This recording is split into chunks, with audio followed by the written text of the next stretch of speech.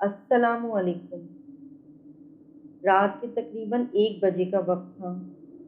سردیاں اپنے عروج پر تھیں۔ میں مہر پور گاؤں جانے کے لیے بس اسٹاپ پر اتر چکا تھا۔ بس اسٹاپ پر موجود اکا دکا چھوٹی موٹی دکانیں بند ہو چکی تھیں۔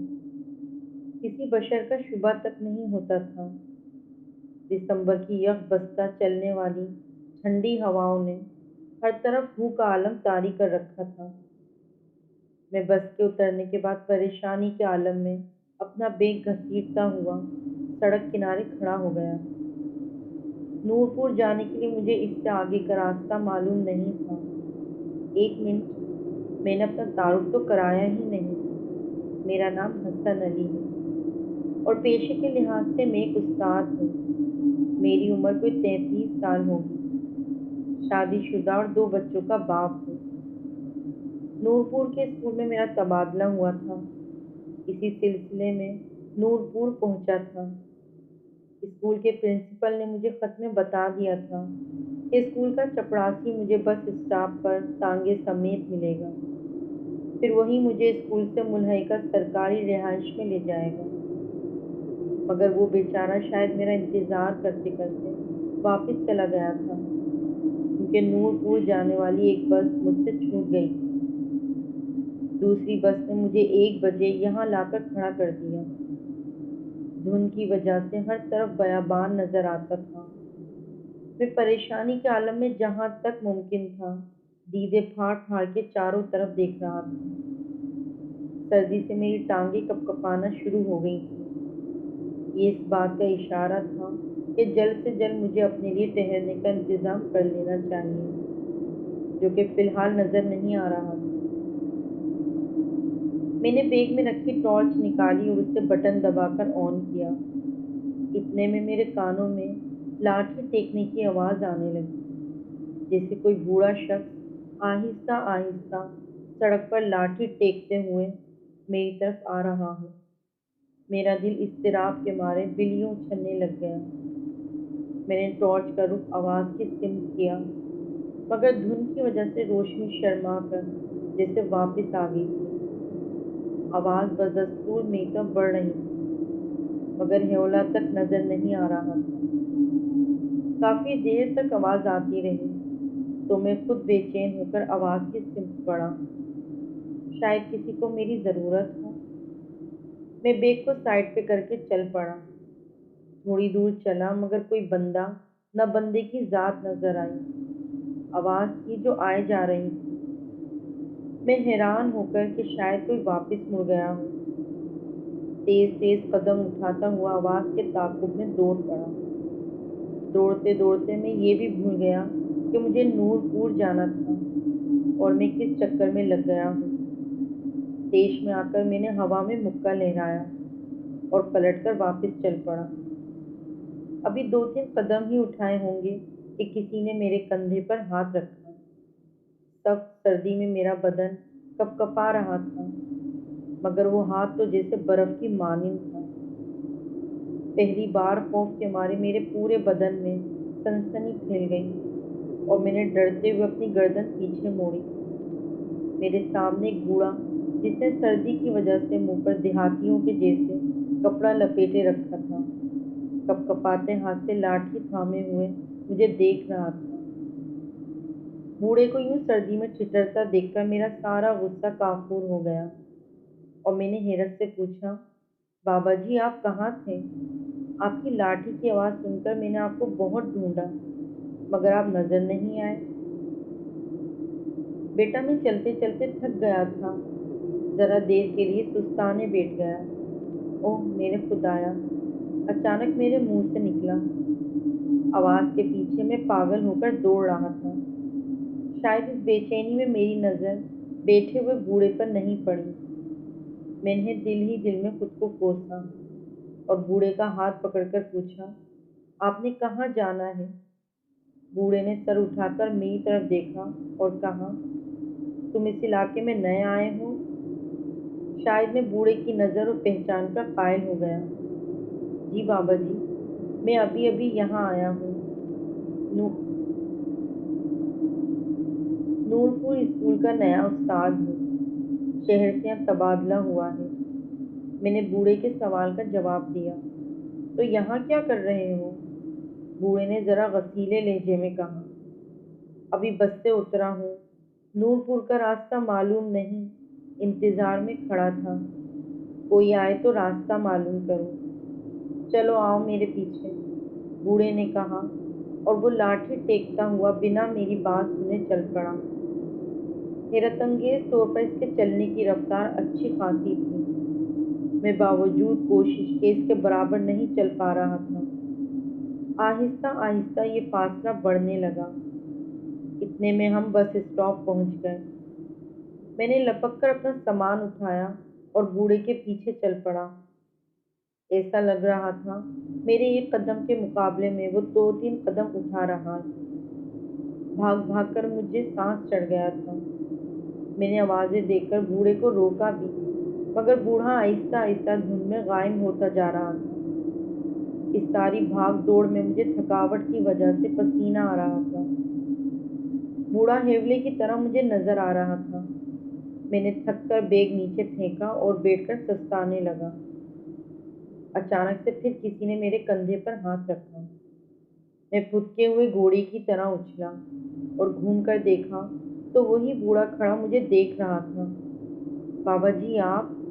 میرے منہ سے بے ساختہ نکلا، اور میں دوسری طرف اس ہیولے کو بھی دیکھ رہا تھا جو ابھی تک مجھے نظر آ رہا تھا۔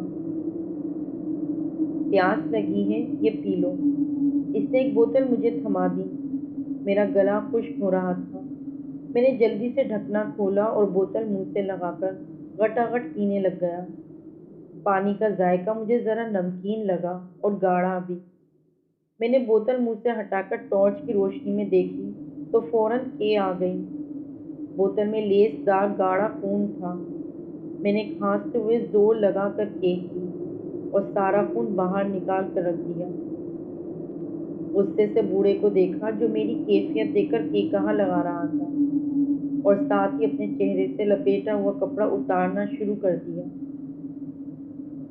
جیسے جیسے وہ کپڑا اتار رہا تھا، وہ کپڑا خون آلود ہو رہا تھا۔ پورا کپڑا اس کے چہرے سے اتر چکا تھا۔ اس کی خوفناک شکل دیکھ کر میرے اوسان قطع ہو گئے۔ منہ پر صرف دانت تھے جس سے خون رس رہا تھا۔ اوپر نیچے کے دونوں ہونٹ غائب تھے، ناک کی جگہ بس گڑھے تھے۔ اوپر سے اس کی شیطانی ہنسی جو میری جان نکالے جا رہی تھی، اور اس کے غلیظ چہرے کو اور بھیانک۔ میں نے جلدی سے بیگ چھوڑا اور ٹارچ ہاتھ میں سے لیے چیختا چلاتا سمت کا تعین کیے بغیر بھاگ پڑا۔ بس اتنا پتا تھا جہاں بھاگا جا رہا ہوں وہ جگہ جھاڑیوں سے اٹی پڑی تھی۔ کانٹے دار جھاڑیاں میری ٹانگوں کو لگ لگ کر زخمی کر رہی تھیں۔ پتہ نہیں کتنا بھاگا۔ جب ٹانگوں میں بھاگنے کی سکت ختم ہو گئی تو کسی چیز سے ٹھوکر کھا کر گر پڑا اور کسی گڑھے نما چیز میں جا گرا۔ سانس روک کر بے سدھ ہو گیا، جیسے بلی کو دیکھ کر کبوتر ہو جاتا ہے۔ جب سے بھاگا تھا تب سے وہ شیطانی بلا نظر نہیں آئی تھی۔ میں گڑھے میں دبکا پڑا تھا کہ اتنے میں ایک بار پھر وہی لاٹھی کی ٹک ٹک سنائی دینے لگ گئی، جو ایک بار پھر میری طرف بڑھ رہی تھی۔ سر سے پاؤں تک جسم کے بال مارے خوف کے کھڑے ہو گئے تھے۔ جی کرتا تھا زور زور سے چلاؤں، ساری دنیا کو اپنی مدد کے لیے بلا لوں۔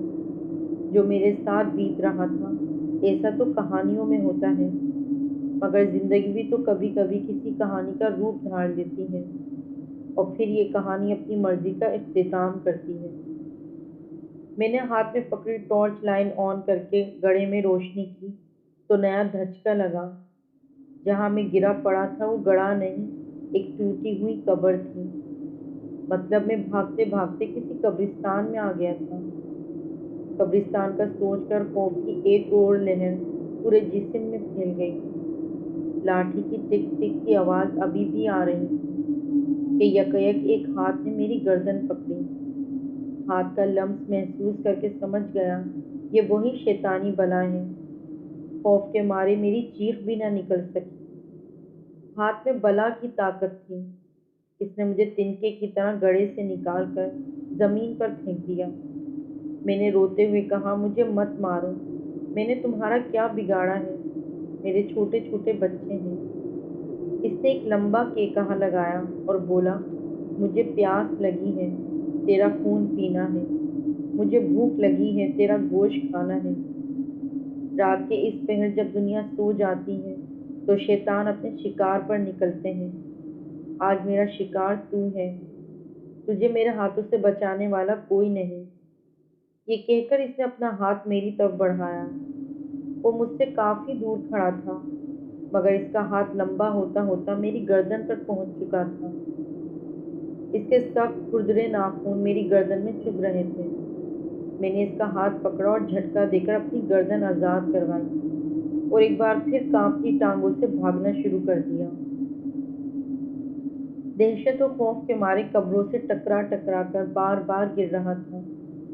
بھاگتے بھاگتے میری نظر قبرستان میں اگے درختوں پر پڑی۔ وہاں چھوٹے چھوٹے بچے پرندوں کی مانند ٹہنیوں پر بیٹھے مجھے گھور رہے تھے۔ ان کی الوؤں جیسی بڑی بڑی آنکھوں میں بلا کا طلسم تھا جو میری طاقت کو شل کر رہا تھا۔ اسی اثنا میں میرا وجود کسی سے ٹکرایا۔ پورا قبرستان میرے منہ سے نکلنے والی چیخوں سے گونج اٹھا۔ میں گر کر اٹھ کھڑا ہوا۔ سامنے جو دیکھا تو ایک باریش سفید کپڑوں میں ملبوس نورانی چہرے والے ایک بزرگ کھڑے تھے۔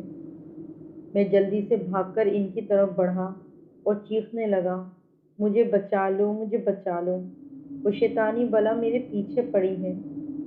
اس بزرگ نے ہاتھ کی انگلی اپنے ہونٹوں پر رکھتے ہوئے مجھے خاموش رہنے کا اشارہ کیا۔ اتنے میں میرے پیچھے وہی شیطانی بلا لاٹھی سے ٹک ٹک کرتی آ رہی تھی۔ بزرگ نے مجھے کہا، بولو، زور سے بولو، حق ہوں، اللہ ہوں، ہر درد کی دوا اللہ ہوں، مشکل کشا اللہ ہوں۔ جیسے اس کے منہ سے ہوں کی آواز نکلی، درختوں پر بیٹھے بچوں نما پرندے پھڑ پھڑا کر اڑنے لگے۔ پورے قبرستان کی فضا ان سے بھر گئی۔ وہ بوڑھا جو میرے قریب آ چکا تھا، بزرگ نے چیختے ہوئے مجھے کہا، بولو، حق ہو، اللہ ہو۔ میں نے زور زور سے دیوارہ وار بولنا شروع کر دیا، حق ہو، اللہ ہو، ہر درد کی دوا اللہ ہو، مشکل کشا اللہ ہو۔ بوڑھے کے ہاتھ سے لاٹھی گر گئی اور وہ سر تھامتے ہوئے زمین پر گر گیا، پھر ایک گدھ کی شکل اختیار کر کے اڑ گیا۔ میرے حواس باختہ دور کرتے کرتے کنٹرول میں آ رہے تھے۔ دل کی بے چین دھڑکنیں پرسکون ہونے لگی تھی۔ میں اس بزرگ کو دیکھے جا رہا تھا جس کا چہرہ چاند کی طرح چمک رہا تھا۔ میں نے آگے بڑھ کر ان کے ہاتھ چومے، مگر وہ تو ہوا کی مانند کھڑے مسکرا رہے تھے۔ پھر وہ مجھ سے مخاطب ہوئے، بیٹے، انسان کے اندر خوف اور ڈر پیدا کر کے اس پر قبضہ کرنا شیطانی طاقتوں کا سب سے بڑا ہتھیار ہوتا ہے۔ اپنے دل کو ہر وقت اللہ کے ذکر سے پرسکون رکھو۔ پھر ہوا کے جھونکے کی طرح وہ بزرگ بھی ہوا میں تحلیل ہو گئے۔ میں انہیں جاتا دیکھ ہی رہا تھا کہ میرے کانوں میں آواز پڑی، اللہ اکبر، اللہ اکبر۔ فجر کی اذان کی آواز تھوڑے فاصلے سے آ رہی تھی۔ میں آواز کی سمت چل پڑا۔ تھوڑی دیر میں ایک گاؤں میں داخل ہو گیا جس کے بورڈ پر نور پور لکھا ہوا تھا۔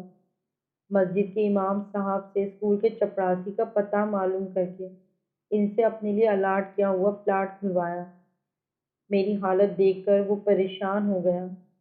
اس کو میں نے بس اتنا کہا کہ آوارہ کتے میرے پیچھے لگ گئے تھے۔ سامان والا بیگ بھی کہیں گر گیا ہے۔ بڑی مشکل سے یہاں پہنچا ہوں۔ اس نے مجھے اپنے گھر سے دھوتی اور قمیض لا کر دی۔ نہا دھو کر میں نے گاؤں کی مسجد میں نماز پڑھی۔ صبح ناشتہ گاؤں کے چودھری کے پاس کیا۔ وہی چپڑاسی میرا بیگ بھی تلاش کر کر آ گیا۔ وہاں سے سیدھا میں اسکول گیا جہاں میری کلاس کے بچے اپنے نئے استاد سے ملنے کو بےتاب بیٹھے تھے۔ اتنے میں کلاس کے مانیٹر نے کہا کہ سر آج سبق کہاں سے شروع کریں گے؟ تو میں نے کہا سبق وہیں سے شروع کریں گے جو آج مجھے ملا ہے۔ حق ہوں، اللہ ہوں، ہر درد کی دوا اللہ ہوں، مشکل کشا اللہ ہوں۔ تھوڑی دیر کے بعد کلاس کے سب بچے دیوانہ وار یہ ورد دہرا رہے تھے۔ امید کرتی ہوں آپ کو میرا یہ واقعہ اچھا لگا ہوگا۔ اگر آپ کو پسند آیا تو پلیز لائک اور شیئر کرنا نہیں بھولیے گا، اور میری آنے والی ہر نئی ویڈیو کے لیے میرے چینل کو سبسکرائب کر کے بیل آئیکن کو پریس کر دیے گا۔